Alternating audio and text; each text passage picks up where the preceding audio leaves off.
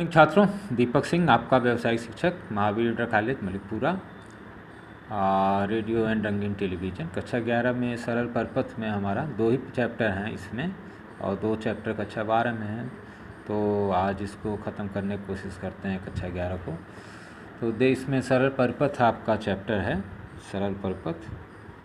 और विभवमापी पोटेंशियोमीटर मैंने आपको बताने को कहा था कि पोटेंशियोमीटर क्या होता है। विभवमापी एक किसी सेल का विद्युत वाहक बल, मतलब जो है 2 बिंदुओं के बीच नापने का ये उपकरण होता है। इसे वोल्टमीटर की तरह व्यवहार करता है और अपना प्रतिरोध इसका अनंत होता है। ये 1 नंबर में पूछ भी सकता है। और इसके अंदर उच्च कोट के प्रतिरोध रहते हैं और निम्न कोट के भी रहते हैं। और इनसे हम जो है इसी निम्न उच्च रहेंगे तभी हम इसके 2 बिंदुओं के बीच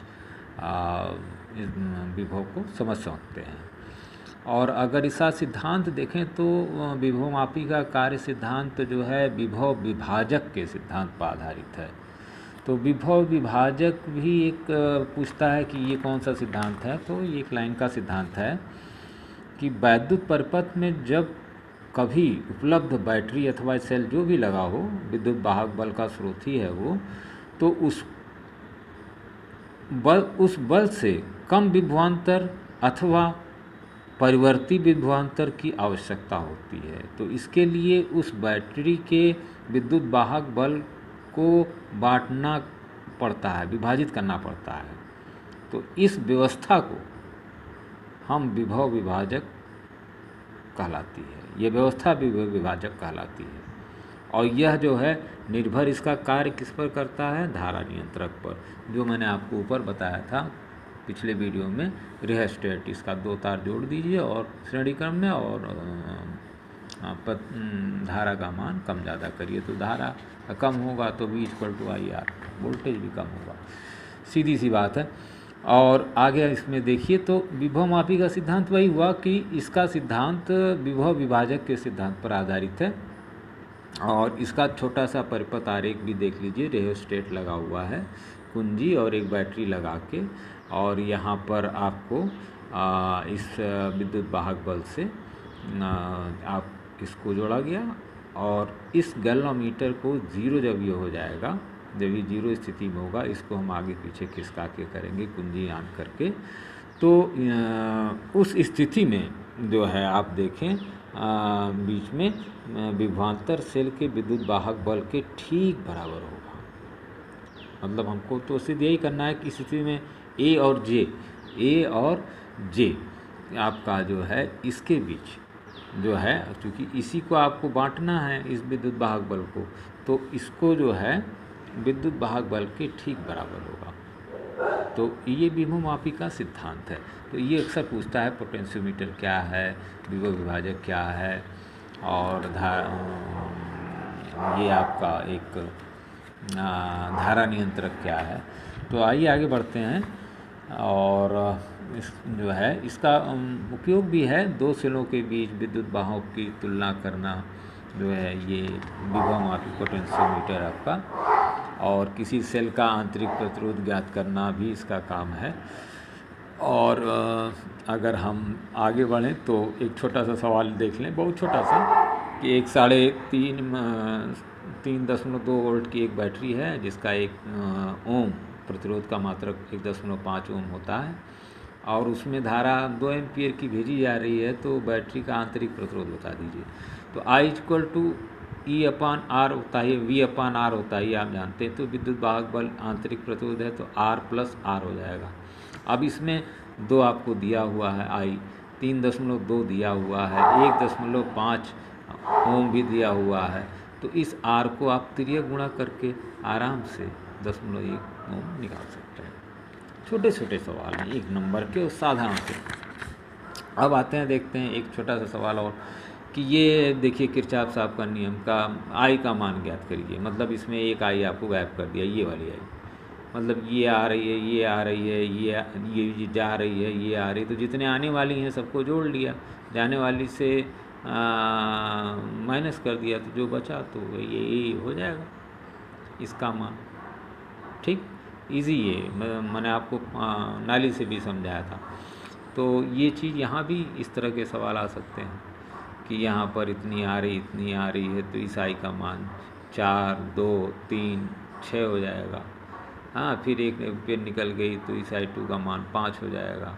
फिर इस तरह से आगे, तो इस तरह के सवाल भी आते हैं। आगे देखते हैं तो छोटे छोटे सवाल ही हैं इसके अंदर। और किरचॉफ साहब के आगे हैं, किरचॉफ का नियम बहुत इम्पोर्टेंट है, इसको आप ज़रूर याद रखिएगा। विभव विभाजक, पोटेंशियोमीटर, ये भी आपसे पूछता है इस चैप्टर में, तो इसको भी आप रखिए।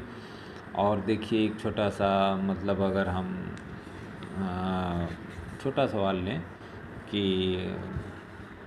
रेजिस्टेंस का, तो आइए देखते हैं रेजिस्टेंस का सवाल। देखिए कि 15 ओम और 30 ओम के दो प्रतिरोध समांतर क्रम में जोड़े गए हैं।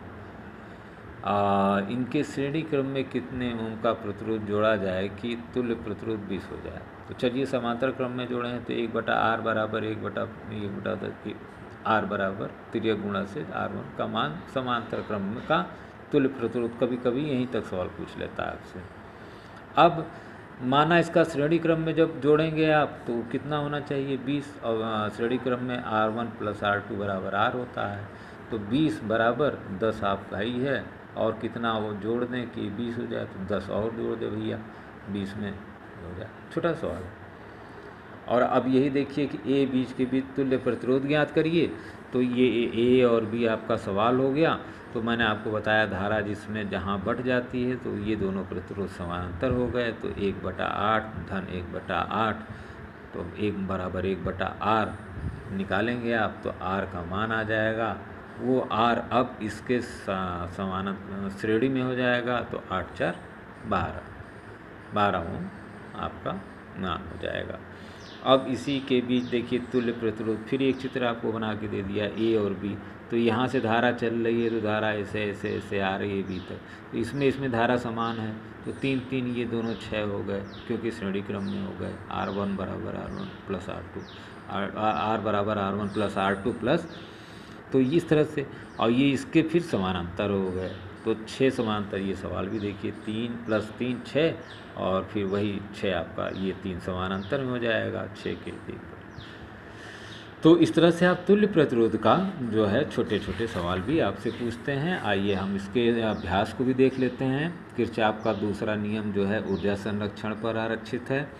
किसी सेल का आंतरिक प्रतिरोध किस बात पर निर्भर करता है? भाई सब पर निर्भर करेगा, इलेक्ट्रोड पर। अब उसके अंदर जो रासायनिक अपघट्य हैं वो है, इलेक्ट्रोड है, सब पर।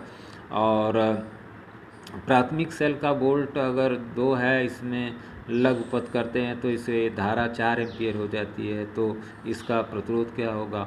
V = IR, R बराबर V/I, तो 2/4 बराबर 10.5 ओम। सिंपल। और विभवमापी अनंत प्रतिरोध वाले वोल्टमीटर की तरह कार्य करता है, 1 नंबर का सवाल। और सत्य जो है को देखें तो वैद्युत परिपथ में धारा मापने के लिए अमीटर को हमेशा श्रेणी क्रम में जोड़ा जाता है, समांतर क्रम में वोल्टमीटर को जोड़ा जाता है। और विद्युत सेल किसे कहते हैं, कितने प्रकार के होते हैं, प्राथमिक द्वितीयक सेल से क्या तात्पर्य? 2 नंबर के क्वेश्चन हैं आपके, 2-4 नंबर के। मैं इनको फ़ोटो में भी आपको ग्रुप में डाल देता हूँ। और इस तरह के और भी सवाल हैं। किरचॉफ का नियम लिखिए, समझाइए। और प्रतिरोध को श्रेणी और समांतर क्रम में कब जोड़ा जाता है? जब जैसे कि आप घर में बल्ब है आपका, झालर है आपका, तो वहाँ श्रेणी है, यहाँ समांतर। व्हीट स्टोन जरूर पूछता है, व्हीट स्टोन क्या है, कैसे है? विभवमापी वोल्टमीटर क्या है? तो वोल्टेज बताने वाला विभवमापी डिफरेंस बता देता है। तो इस तरह से आपको पोस्ट ऑफिस बॉक्स किसे कहते हैं, 3 ज्ञात प्रतिरोध से चौथे का अज्ञात का हम मान निकाल लेते हैं। विशिष्ट प्रतिरोध का सूत्र लिखिए।